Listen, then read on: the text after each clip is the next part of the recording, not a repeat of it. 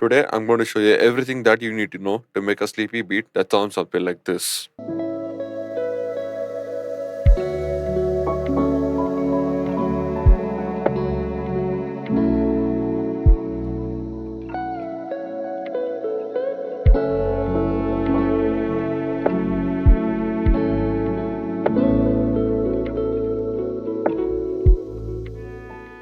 This beat was made with my friend Alcinius and it's out now on all streaming platforms. And all the sounds that I used to make the song come from a pack called Euphoria. This pack contains drums, foley loops, drum loops, ambience, effects, Serum 2 presets, and much more. To learn more, click the first link from the description and don't forget to use code DARKWINTER to get $10 off your purchase. Without wasting any time, let's hop on to FL Studio and show you how I made it. First, I wrote this melody using the Woodchester piano from Contact. This is in the key of F sharp minor and it's in the BPM of 50.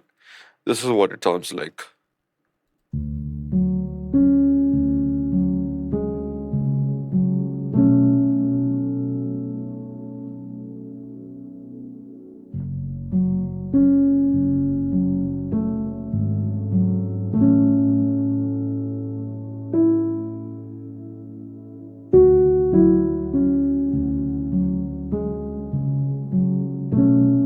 It's a very simple chord progression. I've just used a basic sus2 chord as well as the normal triad chords, and I messed with the velocity to give it a more natural feel. As for processing this, I've just used an EQ to reduce the highs and a fruity limiter for sidechaining. Then I wrote these drum loops using the sounds from our pack called Euphoria. You can go check out from the link below. For this, I have used this very soft kick. Then we have a snare. Then the hat. Using these three sounds, I made a very simple drum loop. This is what it sounds like.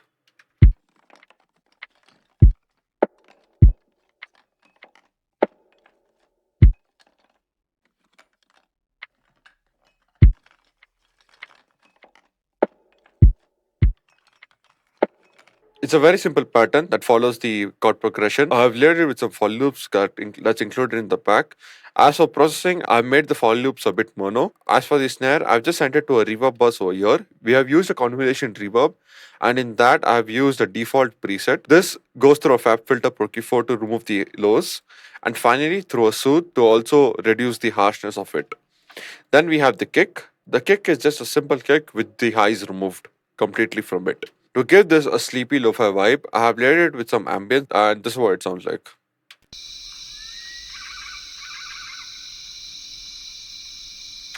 This is a simple cricket that I recorded during one of the nights. And as for processing, I have just reduced the lows over here. I've also included this foley that I got from one of our collabs with Dreamy Cat. This is what it sounds like.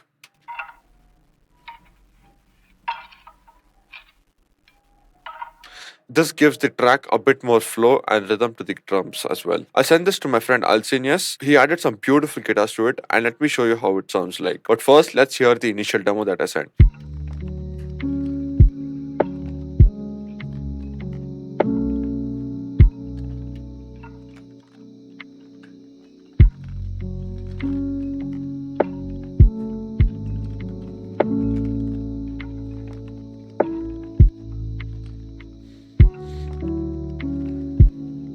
And now with his guitars.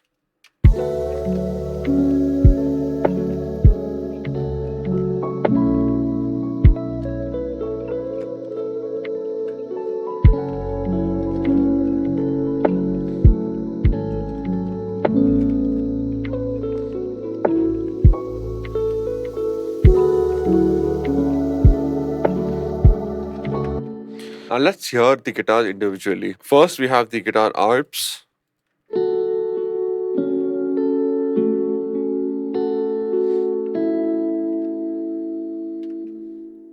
As for processing them, I haven't done anything to it. Then we have the guitar lead.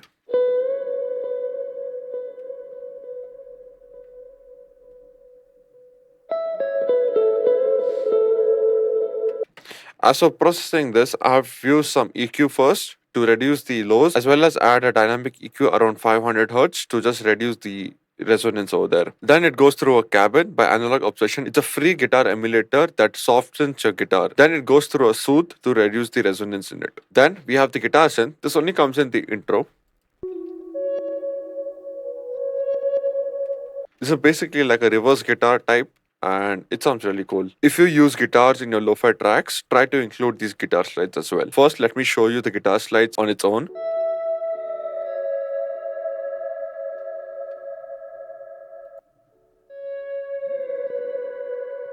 As for processing, it just goes through a suit too, nothing else. Now, let me show you the difference. First, without the guitar slides.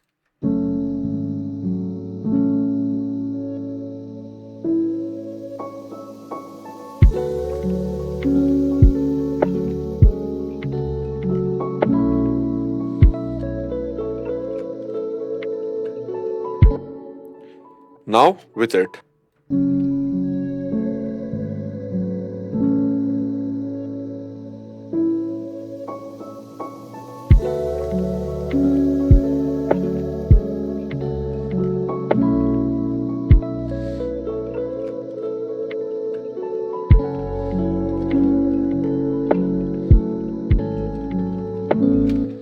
This fills the high end of the entire track and it sounds really cool. Then we have a piano lead.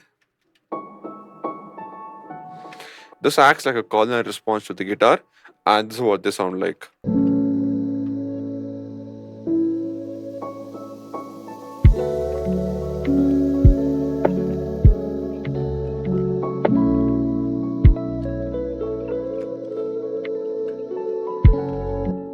It fits perfectly with the track. Then I added some bass to the track. My initial ideas with the bass guitar were very weird and they were not fitting right. So it took a lot of trial and error to get it right. First, let me show you the initial one that I had.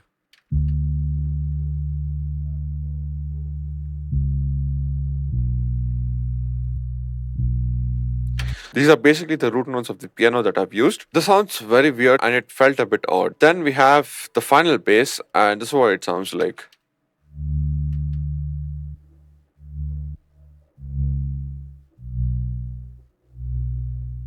This is basically sidechain to the sidechain trigger over here. And to do that, I've just used a simple fruity limiter for it. Despite doing all this, I was still not satisfied with it. So I manually cut all the basses over here and then added some fades to it. So to spice up the track a bit more, in the second half of the track, I've added a cello. First, let me show you the difference with and without the cello.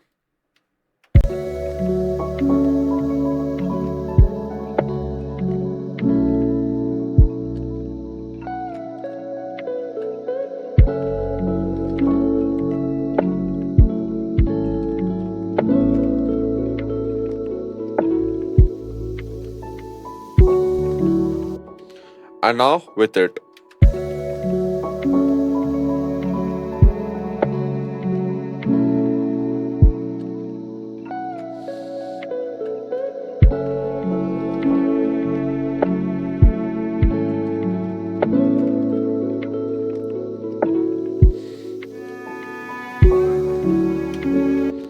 It's a simple melody, but it's super effective. And as for the instrument that I've used, I have used the Contact 7, and in that I've used the emotional cello bank. And as for processing this, I have first put it through an EQ to remove the lows and dim the highs. Then this goes to a convolution reverb over here. It's the same one that we have used for the snares.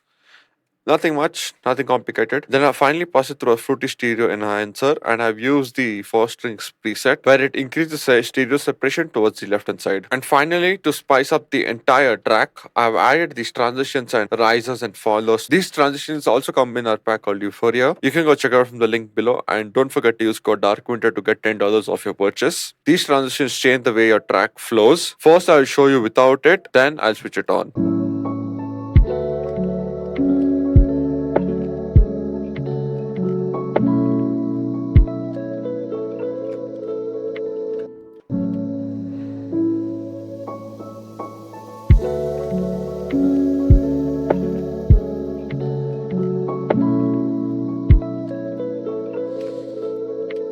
The key to effective transitions is by layering them with each other. For this, I've used a range stick, a normal swoosh, a simple crash, and finally another range stick that I recorded. As for processing these, I haven't done anything to them. It's just out of the box as it is and just reduce the volume. Then the final thing that I did to the track was to cut these drums over here. I did this to give the beat a bit more rhythm and groove and get out from the normal drums that we have. Let me show you a before and after for the drums that we made. First, without any cutting.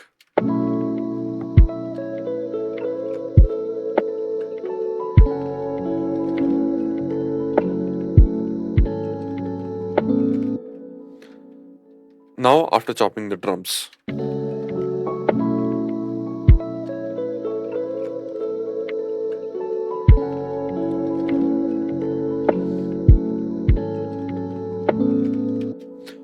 It's relatively simple and I spread this to the entire track. As for mixing the entire track, trust me, I haven't done much. It's just good sound selection and nothing crazy. I truly believe that using good sounds can make or break your track. That's why I created this pack called Euphoria that I've used in this entire track.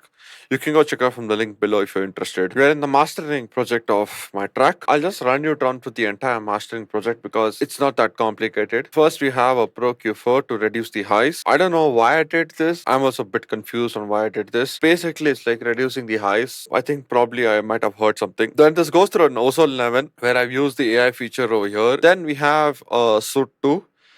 I've basically used a mastering preset over here. It's called Less Mud on the master.